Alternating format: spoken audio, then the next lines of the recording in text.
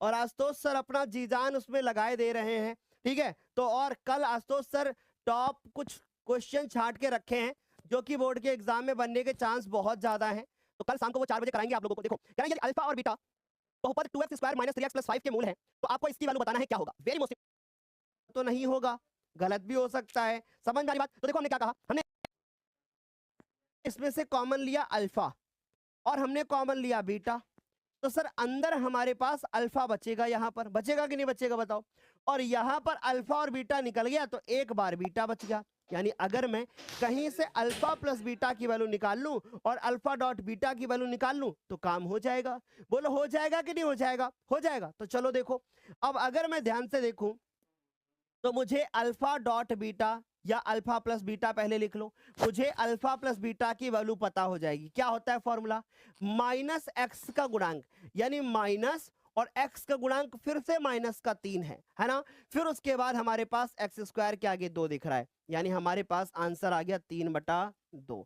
यानी alpha plus beta बराबर कितना हो चुका है सर, 3/2 हो चुका। समझ गए।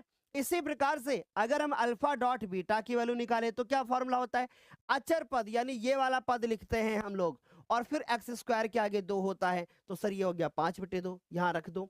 सर ये आ गया हमारे पास 3/2 और ये आ गया हमारे पास 5/2। ठीक है, तो सर 5/2 और 3/2, 5 3 15 और 15 बटे कितना हो गया 4।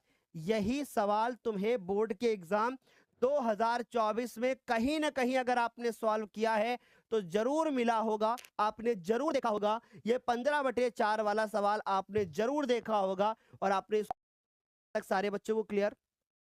सर एक डाउट है कि क्वाड्रेटिक का ग्राफ तो पैराबोला होता है। बेटा क्वाड्रेटिक जो होता है हमारे पास उसका ग्राफ पैराबोला होता है, लेकिन उसके शून्यक अधिकतम 2 होते हैं। समझ गए, अधिकतम शून्य कितने होते हैं, 2 होते हैं। इस बात को दिल और दिमाग में सेट करके रखना, ठीक है। समझ गए, यहां तक सारे बच्चों को क्लियर हुआ। और अधिकतम यानी कि जब हम लोग ग्राफ बनाते हैं, जैसे हम लोग पढ़ते हैं कि रैखिक बहुपद, या हमने पढ़ा द्विघात बहुपद, कि द्विघात बहुपद में कितने शून्यक हो सकते हैं, है ना, ऐसा सवाल आया हमारे पास। तो सर अधिकतम जो होते हैं वो सर 2 हो सकते हैं। समझ गए। तो इसी प्रकार से रैखिक में अधिकतम 1 हो सकता है। ठीक, क्लियर है यहां तक सारे बच्चों को, बढ़िया से। चलो, तो गुरुदेव हमारा करेक्ट आंसर हो चुका है। अब इस तरीके का एक सवाल आपके बोर्ड के एग्जाम में कंफर्म है, क्योंकि ये सवाल 2024 में भी आया बच्चों, ये सवाल 2025 में भी आया बच्चों, यही सेम सवाल आपको 2022 के पेपर में भी देखने को मिला बच्चों।